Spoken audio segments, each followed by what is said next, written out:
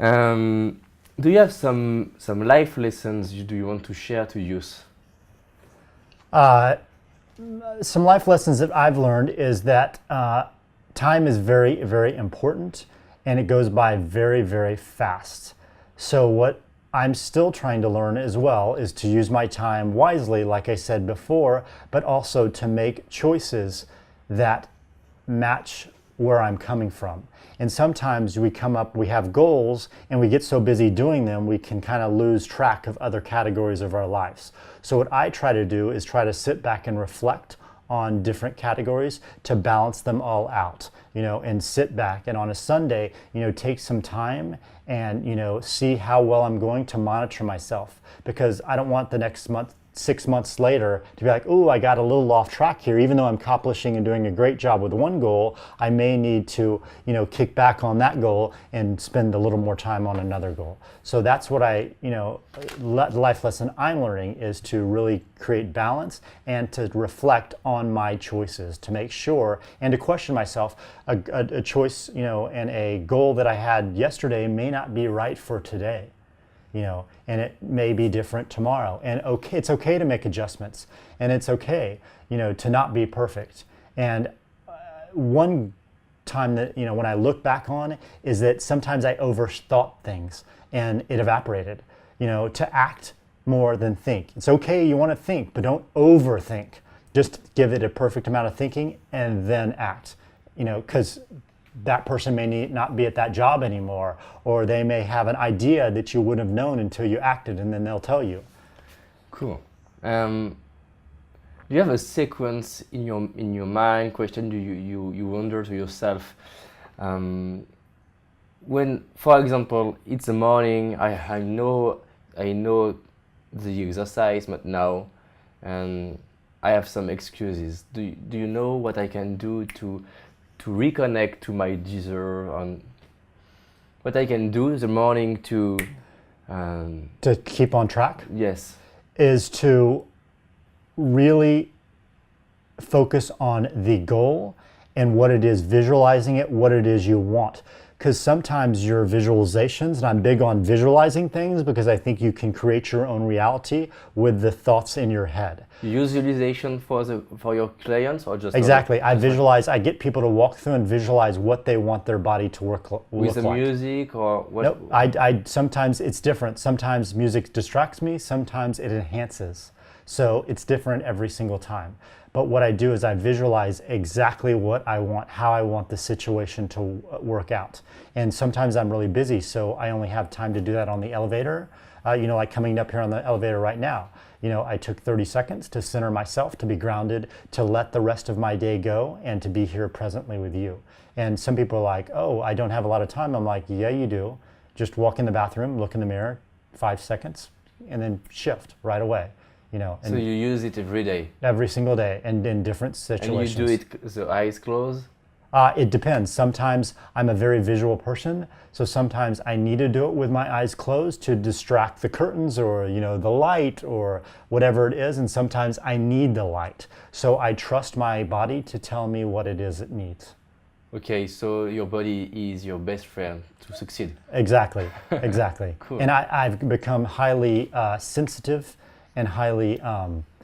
intuition, you have intuition? Yeah, exactly, and to monitor it every day. I may have slept like this last night for too long, and this is kinked up. If that's kinked up, I need to do a couple stretches to roll it out before I start my day. And you don't want to think, oh, I'll do it later. It's still going to be there. It's going to get worse. It's going to move into your neck. So I need to get rid of that.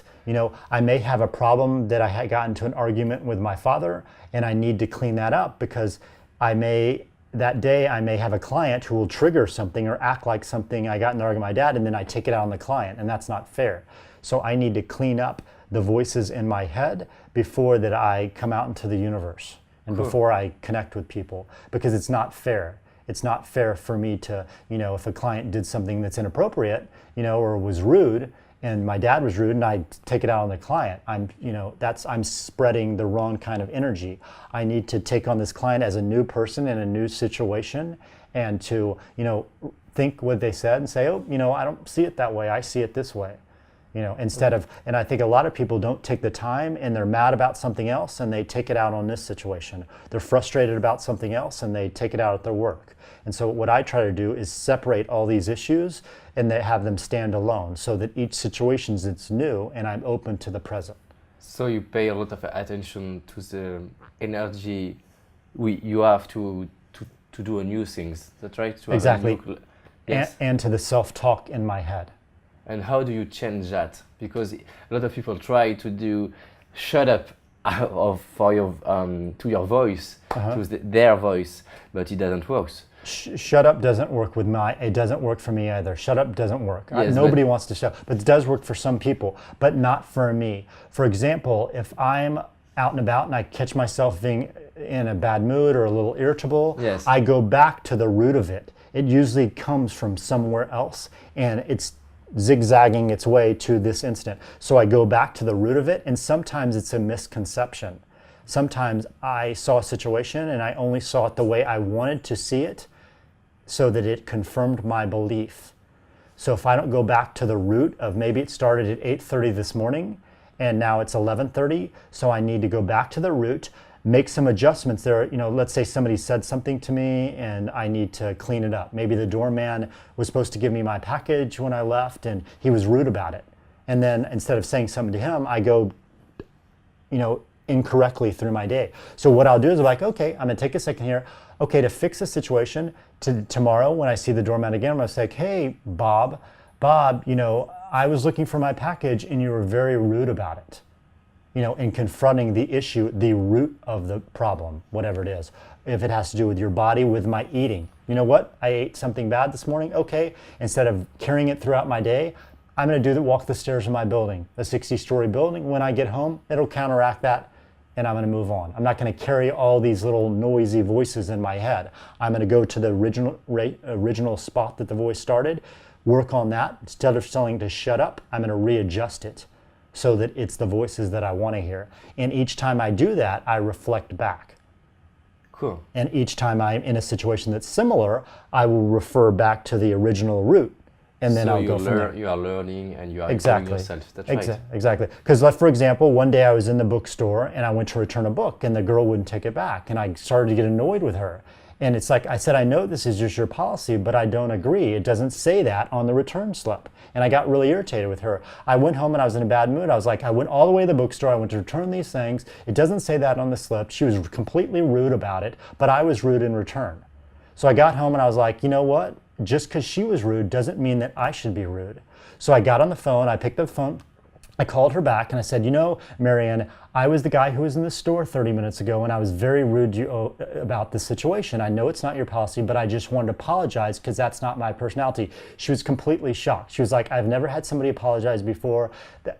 I'm really, cool. I love that. And so it's just like, and she didn't know who I was, but I'm sure after that she was mad and she was going to be rude to the next customer. But it would make me think, the next time I'm in a bookstore to think, oh, okay, that's your policy. It really doesn't work for me. And instead of getting irritated, I'm accepting responsibility for my decisions, not for somebody else's, because I don't have any control of them. All I have is I am not going to be rude, and I was rude. So I had to clean it up, or else when my next client, I'd feel subconsciously bad about being rude to her, and then I may be rude to somebody else just to spread that bad energy. Instead of I cleaned it up and then it was evaporated.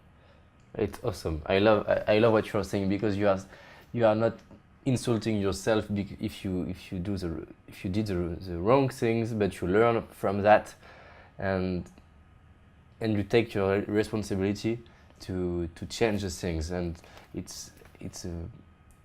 I love the fact that you are able to call the girl and excuse you and take your own responsibility. Yeah, and the universe helps you do that. Every time, the universe always is trying to help you do that, and you may not listen. For example, so when I went back to call her, I got home, I had another client at that time, and that client is never late. This day, the client was late, and it gave me the time to call her. If the client was on time, I wouldn't have been able to call her until the store was closed.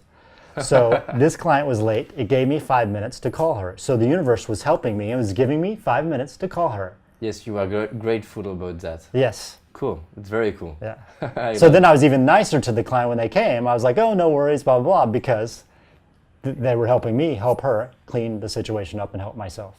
Okay, it helps you and it helps your business grow maybe because you are in another energy when you do when you work. Exactly. Cool.